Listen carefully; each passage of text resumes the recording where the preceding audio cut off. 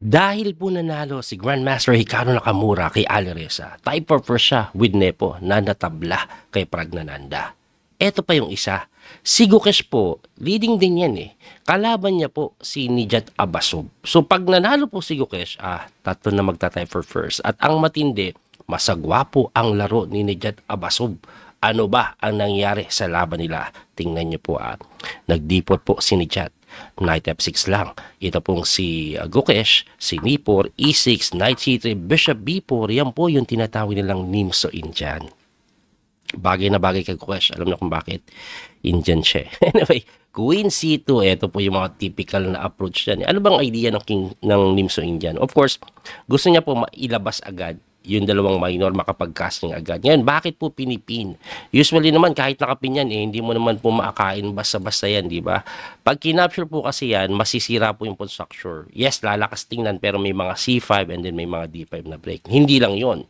Kaya po Queen C2 yung tinitira, may mga idea po kasi yan, Knight E4. Tapos nag-F5 and then castling. Tapos B6, gumaganon.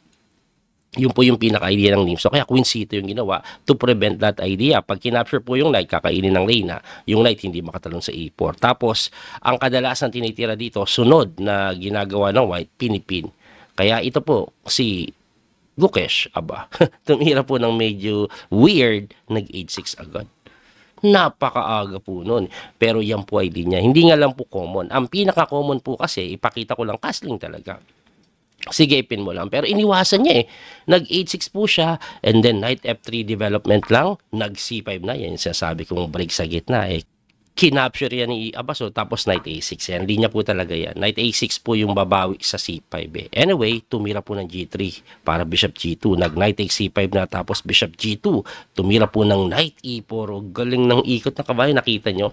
So, nagawa niya pa rin yung pangarap niyang love story na Knight E4. Pero yung isang kabayo, layo ng tinalunan nun Anyway, nag-castling po yung puti. Kinapture naman po yung C3. Binawi po yan ng pawn, and then Bishop C5. So, ang ending, nagkaroon po ng medyo bad na pawn structure dito ang puti. Pero okay pa rin yan. Alam niyo kung bakit? Kasi kahit bad yan, meron din bad dito. Tingnan niyo po mangyayari, nag-E4 yan eh.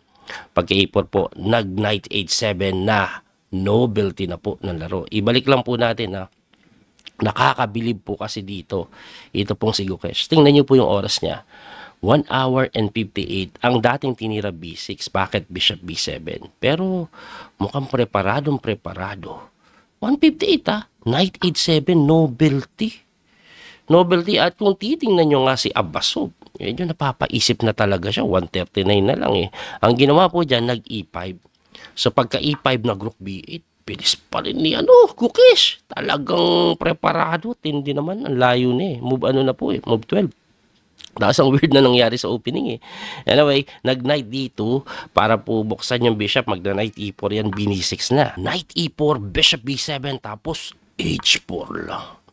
Binubomba na sa kabilang side. Si Gukesh, for the first time, sa posisyon na ito, napaisip na siya eh. Kasi medyo na-weirdahan na siya dito eh. Siguro ang mga naisip niya sa mga preparasyon, mga simple development, o baka mga ganyan, pwede din to eh. No? Pero H4 ang tinira. Alam niyo ba kung para saan yan? Para po sa Bishop F4. Bakit? Kasi piniprevent niya yung G5. Kaya nga, ang ginawa po dito ni Gukesh nga, nag-Queen C7 na lang. Kung titingnan nyo, nag-isip na siya, nabawasan na yung oras niya sa wakas na ng malaki. Ang tinira naman po ni Abasov, Rook D1, ayan. Pe-pressure rin po yung weakness sa may D7. By the way, ang Queen E7, aside from pressure here, pasundot din po yan dyan sa C4 later on. Ang ginawa po niyan, kinapture ni Gukesh yung E4. Lakas kasi magna-Knight D6 na binawi ng Reyna, nag-castling, tapos Bishop F4 na nga. Tumira po ng Rook FD8 para solid ang depensa sa may D7. Pero ang pinaka-purpose dyan, pagka Rook D2, nag-Knight F8. Lakas po ng Knight F8. So parang binigyan lang siya ng square. Depensado ito, depensado din yung light square dito in case na umikot yung Bishop, walang mate. Grabe, ganda ng Knight F8. So ang tinira po dyan, nag-H5. Pagka H5, B5 na tanong ka, Coach, balik natin yan Di ba ang pangit ng pawn structure na to? Bakit kailangan mo i-B5? Healthy pawn niya, ipapalit mo sa double pawn. Kailangan po kasing gawin ni Gukesh yan. Dahil, yes, pangit ang pawn structure ng puti sa posisyon na ito. Saan yung play mo? Para sa tore. wala kang mapuntahan eh. Hindi mo nga maitulak. Kailangan niya ng open fire. Kaya tumira na po ng B5. So, kinapture po yan, binawi po yan ng tore, and then bishop F1, hinihit yung tore, rook B6 lang, atras lang. Nag-rook D1, pinapressure yung D7, lumipat na. Kahit itutok mo lahat ng major pieces mo dyan, may knight na nakadepensa eh. Kailangan yung bishop makatulong sa atake, pero paano? Paano? Mali pa yung araw. Anyway, nag-A4, ayan na, magbi-bishop B5 na ata. Eh, kaso pumasok eh. Pumiressure po sa C3. Nag-rook D3, nag-rook A3. Uy, pinipressure po yung pawn sa A4 at ang kalungkutan dahil dito hindi makapunta yung bishop sa B5. Kaya nag-rook F3 yan. Pagka rook F3, nag-queen C6. Oh, talagang pinapalit yung reyna kasi nakadepensa yan dyan eh.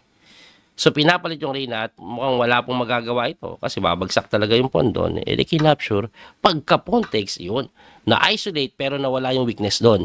Ang matindi, yung tore ni Gukesh aktibo, nakapasok, may pressure pa sa A4. So, ang ginawa po nga niyan eh, hindi niya na madepensahan eh. Tumira na lang ng rook D3. Eh, di kinapture. One pawn up. Pero, according to engine evaluation, close to equal pa rin kahit one pawn up. Kasi pair of bishop eh. No? Anyway, tuloy natin. Nag-bishop G2 po yan. Rook A2 lang. Nag-rook D2, pinalit. Kinapture takes. And then rook C8 dumipensa. Pagka-depensa, bishop E4. Ayan. Tingnan nyo, one pawn up ito. Pero tingnan nyo, hindi nga po makagalaw yung kabayo. Kasi ito, busy kakadepensa. Yes, may pass pawn. Pero madali naman po ata pag inataking ganun. Mapipilitan ka ng maging defensive mode eh. 'Di ba? Baka bumagsak pa. Pero yun pa rin yung tinira kasi walang magawa eh. Nag-A5 pero bishop C2 ang ginawa. Pinigilan, tumulak para yung tore dito pa rin, hindi pa rin makatalon yung kabayo at makatulong. Anyway, wala na nga magawa si Gukesh. Masyado na siyang na-tied up. Kasi pag sinuportahan mo po yung pawn, itutulak mo, eh mag-bishop A4 eh, pressure pa rin yun. Tied up ka, tapos pag nag-rook A6 ka, yung tore papasok sa ilalim, mapipin, losing ka na. Pag ganun. Anyway, nag-G5 na yan. At yung G5, eh, kailangan niya pong makahinga na medyo nakakabigla yan. Kasi pagka empasan capture, knight takes, ayan o. Hindi mo makain ito dahil may bagsak dito. Pero pwede pong kainin yan, pawn takes, and then capture ng H6. According sa engine, equal yun. Kaso hindi ginawa eh. Ang ginawa, nag-king move, king G2. Gusto ko ipakita sa inyo to, no? Ito po, hindi ginawa ni Abasov. Equal lang pawn. Pero bakit hindi niya ginawa? Anong napunta sa utak niya at hindi niya ginawa yan? Kasi po, kahit equal lang pawn, bad bishop ka. Tingnan mo po yung pawn, kakulay po ng bishop hanggang depensa. Tapos may pass pawn pa dito. Kaya hindi po tinira yan ni Abasov. Natakot siya doon, kaya ang ginawa is nag-king G2, nag-king G7 naman, bishop A4 para hindi makatulak yung pawn, bantay pa yung C6 na pawn, nag-knight E7, ayun, nakadevelop na yung kabayo, na knight D5. Nasinagot po ng C4, at ang C4 po hindi daw ganun kaganda. Bakit hindi ganun kaganda ang C4? Eh, binabantayan yung D5. Eh, later on po kasi naging weakness yan. Kasi pagka rook B8, tingnan nyo, ayun, may sok pa na din eh. Kanina wala eh. Bantay sarado yung mga square. Na-weaken pa yung B4, no? Anyway, nag-rook A2. Tumira po ng bishop B4. Nag-king F3. Tumira po ng rook D8. Nag-bishop E3. Nag-rook D3. Pumasok. Tumatawag si Prin. Mamaya ka na tumawag, gumagawa ang video. Anyway, nag-king E2, nag-rook C3, at nakapasok yung tore, lamang na po talaga ang itim bigla. So, tinulak na lang yan eh. Sige, sa'yo na. Binigay na lang na kung saan hindi mo na tinikman. Kasi kaya ko namang i-grab yan anytime. Night move muna ako na magtataka, Coach, bakit binigay yung pawn sa C6? Bakit binigay ito? Hindi po pwedeng kainin. May sacrifice tapos check. Ganun ang mangyayari. Nag-rook C2 na nga lang yan, kinapture takes, and then nagtulak ng pawn. Coach, ba't binigay yung pawn? Ganun pa rin, knight C3, double check or court po yun. Nag-king D3, nag-A3. Nag-bishop B3, king G6, umaktivate na yung king. Bishop D4, lumalapit yung king. Nag-king C4, tumakbo lang, pinipressure yung pawn na kung saan tinirahan ng king D3, walang magawa yung white. Walang magawa dahil yung pass mo sa A3 masakit. Nag-king G4 po yan, bishop D1 check. Nag-king G5, bumalik bishop B3, bumalik draw, hindi. Nag-king F5 naman eh. So ito po, tatimingan lang kasi halos masugswang yan eh. Tingnan nyo yung bishop ha, nagbabantay. Hindi basta-basta makalis, baka maitulak yan later. Yung king, hindi niya pwedeng papuntahin dito yung king. Kasi pag pumunta dito, papasok na gano'n. Yung bishop nga, hindi makabalik para magbantay doon. So, sinusugswang, halos wala ka na maitire. Yung bishop, hindi din basta-basta makagalaw. Pag pumunta ka dito, bagsak to. Pag pumunta ka dito, bagsak yun. Halos sugswang. Kaya napaking C4. Naging E4. Pasok. Bishop D1, A2. Kasi binantayan yung F3 pero nakatulak. Nag F3 check, lumabas lang ulit yung king. Bishop C2, king G5 naman. Nag bishop B3, inaatake po yung kanyang pawn sa A2 na okay lang, sa'yo na. Sinakmal yung G3. Pagka takes, boom, resign. Grabe, no?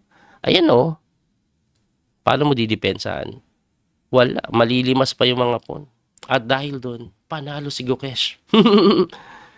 Tatlo ang tied for first. Ito po ang kanilang standing. Tingnan nyo po.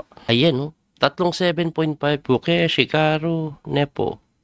Si Pabi ang matindi, sumusunod po. Anyway, minamadali ko pong gawin yung video dahil kailangan ko pong maglaro sa labas. May tournament kami makro tayo, yung Thai chess. Nabugbog ako kahapon eh. Anyway, hanggang dito na lang po muna tayo. Pagpasensyaan nyo na, kailangan ko na umalis. Tumatawag pa si Prin, kailangan ko pa i-prepare yun. Bye-bye po at God bless po sa inyong lahat. Salamat po sa support. Don't forget to like and share. Bye-bye. Thank you.